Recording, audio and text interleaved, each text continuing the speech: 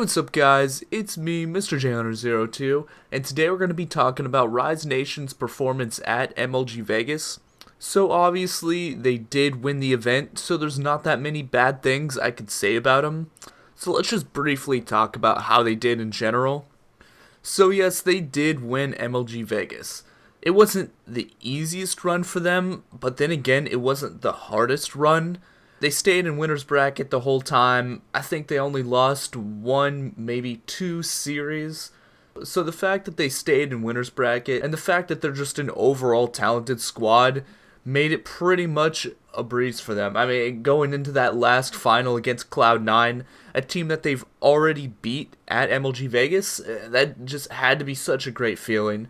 It had to be such a confidence booster, and the confidence going into that series probably helped them to, to win that grand finals. So to be completely honest, it makes me very happy to see Rise Nation winning MLG Vegas. I mean, 3/4 of the squad was on Elevate, and they pretty much got top 2, 3, 4 at so many past events. I mean, these guys have been at the top for so long, and it's finally nice to see them win an event. It was just great. It was so deserving.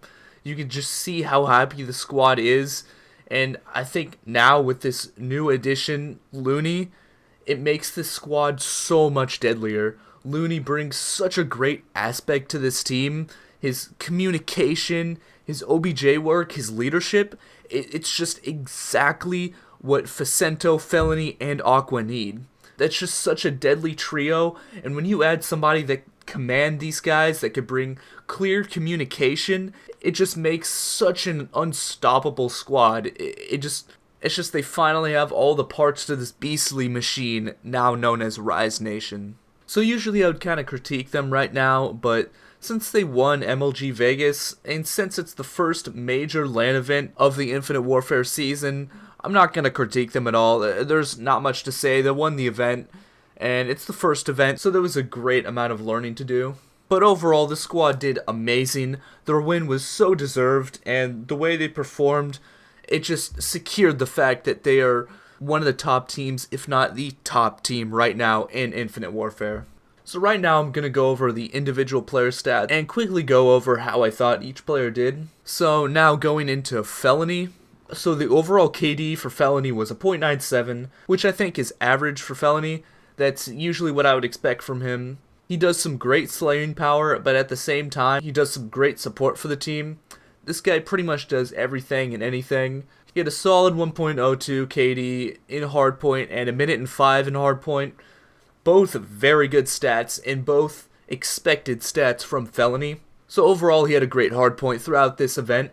S&D 1.12 KD, and since we don't usually see him with the bomb that much, those plant diffuse times I'm just not going to look at. But he had a very good search game. Felony's such a great search player, and I always love watching Felony play S&D because he's one of the best right now. Uplink 0.84. One thing to note for Rise Nation, Uplink isn't their strongest game mode, but at the same time, I really wouldn't consider it weak. They definitely can improve on Uplink. I think that's a game mode that every single team can improve on. Uplink at the start of a new COD is always not as good as you tend to see it at the end of the year, just because there's so many strats, routes, throw spots, all that usually get figured out towards the middle of the game cycle. So Uplink isn't something I critique too hard at the beginning of the year. So you'll see most of these guys don't have a positive Uplink KD. But I'm not knocking on them because they won most of their uplinks and they won the event. Alright, now moving on to Looney. 0.98 KD overall, which is very good for Looney. This guy is such a great leader, such a great objective player, and it's awesome to still see him put up great numbers and to see him put out almost a positive KD. So overall, I would call this a good performance from Looney. I think Looney had a good hardpoint throughout MLG Vegas. We got that .96 KD and a minute 18 in hardpoint time. One thing to note for Rise Nation is they all had similar hardpoint stats. I mean, all except Facento, but I've been saving Facento to until I talk about his stats. You'll see what I'm talking about once we get to his stats. But I would say Looney, Aqua, and Felony all had a similar hardpoint game, and that's not a bad thing, obviously, because they did very well in it. We got the typical S&D stats that we see from Looney. He's usually the guy running around at the bomb at the start of the round. Since this guy's the usual objective player for whatever squad he's on, he's usually got great objective stats. We see that with the 2.0 on plants, so overall good S&D game from him. Uplink, once again, usually we don't see amazing stats on Uplink at the beginning of the year. And a weird thing is, Looney usually has higher, throw and carry stats in Uplink, since he usually likes to run that Uplink. And now going to Aqua, the typical positive overall KD, since this guy's such an insane slayer, such a ridiculous AR player. We usually see positive KDs for such ridiculous AR players like Aqua. He is, in my opinion, one of the best AR players in Infinite Warfare right now, and arguably in the past 1 or 2 years. I just love Aqua's playstyle. I love his playstyle with an AR. It's just amazing, and he's one of the most fun players to watch. But we got a 1.17 KD in hardpoint and 50 seconds in time. I would say that's a good amount of time in the hardpoint for Aqua, considering he's usually in charge of rotations and in charge of anchoring, since he's the main AR of this squad. And since rotations are so much more important in Infinite Warfare right now, it's great to see him with 50 seconds, because I think that shows that he did so great at those rotations, and that's exactly why they are such a deadly hardpoint team right now. In my opinion, Aqua had a good S&D game throughout the entire weekend. 1.06 is very solid. I think any KD that's positive is solid in my opinion. So Aqua had a very solid and typical S&D game throughout MLG Vegas. And now we see a higher KD in uplink for Aqua. Since he's such a great slayer, it's no surprise that his KD is almost positive. Obviously, I think as the Infinite Warfare season goes on, we start to see his KDs rise, and especially in uplink, his KDs will start to get more positive. If this squad performs how they did at MLG Vegas and continues to learn as the game progresses, I think overall all of Aqua's stats will slowly get better, and we'll start to see the Aqua that we saw at Champs, at MLG Anaheim, at some of those later events.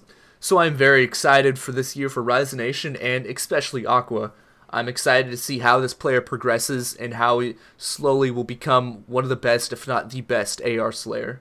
So now moving on to the MVP of this squad. No surprise. I mean, just quickly looking at his overall KD, 1.20, highest KD of this squad. 1.24 in hardpoint. He had the highest overall KD of this team, the highest hardpoint KD, highest S&D KD, highest uplink KD, most time, and the highest percentage in throws and carries in uplink. This guy had the highest stats in everything but plan and defuse time, and you don't really count that since it's more of Looney's job, but this guy just is absolutely insane. This is by far his best performance, in my opinion. Vicento is looking very solid for Infinite Warfare. This guy put in 110%. I mean, all the squad needed to do was just play how they normally play, and everything would come together. I totally think all they had to do was just play how they normally played, and they still would have won the event. But your boy Vicento had to go 110% and absolutely blow everyone out the water.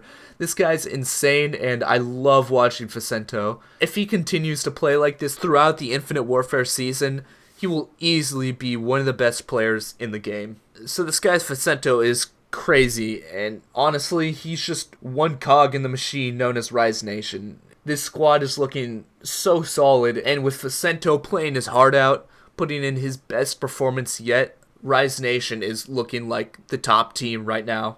Honestly, like, Rise Nation, I would argue, is the best team in Infinite Warfare. They won MLG Vegas, they put on such a strong performance. And if I'm a pro team playing against Rise Nation at the next LAN event, I'm gonna be sweating bricks. So thank you guys for watching, and let me know down in the comments how you thought Rise Nation performed at MLG Vegas, and if you think they'll dominate more LAN events like they did at MLG Vegas. So I'll see you guys in the next one. Goodbye.